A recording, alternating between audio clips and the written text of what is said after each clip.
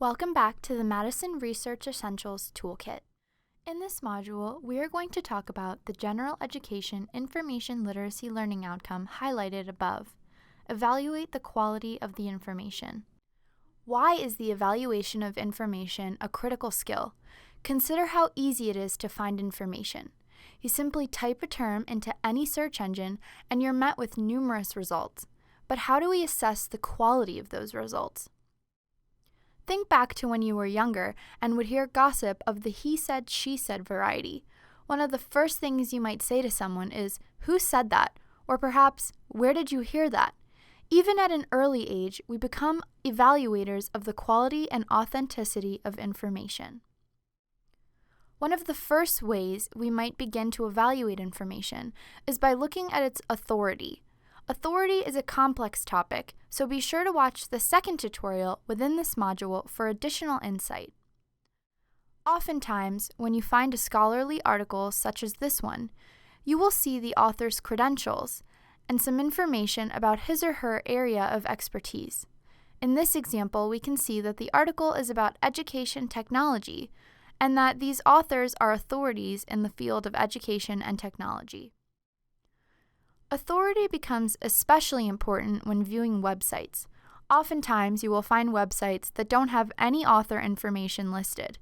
In this case, we do have a name provided. However, when I attempt to learn more about her credentials, I discovered that she is a contributing writer for this website and would be considered more of a journalist than a scholar. While we don't want to discount this person's knowledge, she's probably not the expert that you are looking for, in comparison to the authors of the journal article we examined earlier, whose backgrounds and advanced degrees are in the field of education and technology. We would call that journal article a scholarly source, and this particular web article a popular source. Another component of authority that we want to examine is who wrote the information. Are they always writing information that relates to your topic? If so, then we can assume that they have some level of expertise. Let's take a look at an example. If I do an author search for Andrew Billings, I receive a listing of what he has authored and co-authored.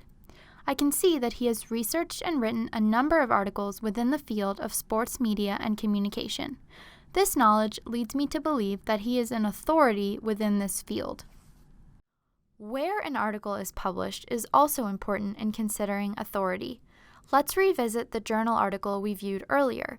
If we are researching technology in education, we can see that this particular article appears in a publication entitled British Journal of Educational Technology. If we search further, we can see that the British Journal of Educational Technology is a regular publisher of content related to educational technology and would be considered an authoritative source. Another part of assessing authority is considering the peer review process. When you search within most databases, you have the opportunity to limit your search to peer-reviewed journals.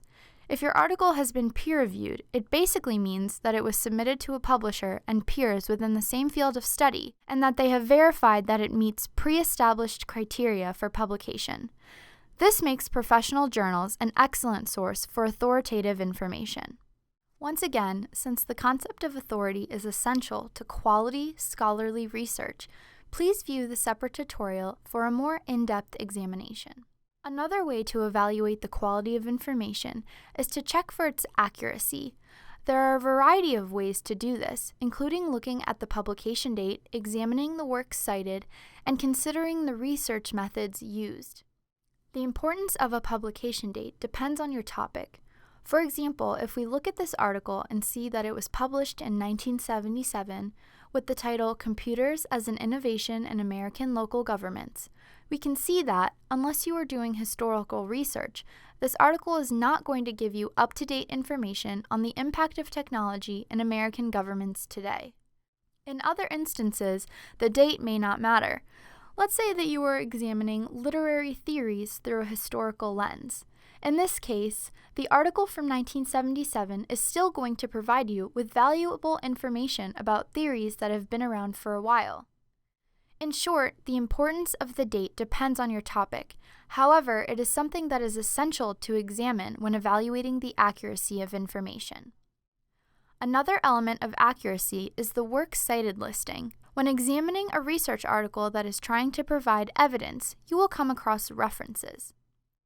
Let's revisit an article we viewed previously. As you can see, the authors include references to other research. At the very end of the article, you will also see a listing of references or works cited. The presence of these citations indicates that the author conducted careful, evidence-based research. You want to make sure that the information you are evaluating is supported. The final method for determining accuracy is to examine the research methods that were used. In many cases, there will be a designated section outlining the research methods used. Once again, examining the same article, we can see a portion of the section that the authors dedicated to outlining their methods of research.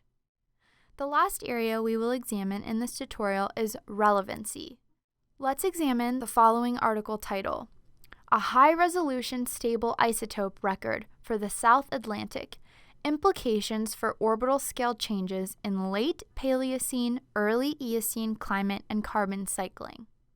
When I view the abstract, an especially helpful way to get an overview of the contents of the article, I see a number of words that are unfamiliar to me. I may determine that this article is above my current level of understanding, and therefore relevancy is lost. You must also keep in mind bias. There is a possibility that, if someone is representing a specific point of view, there might be a level of bias.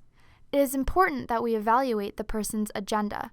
Make sure to ask yourself, who is saying this, and consider if they might have an agenda.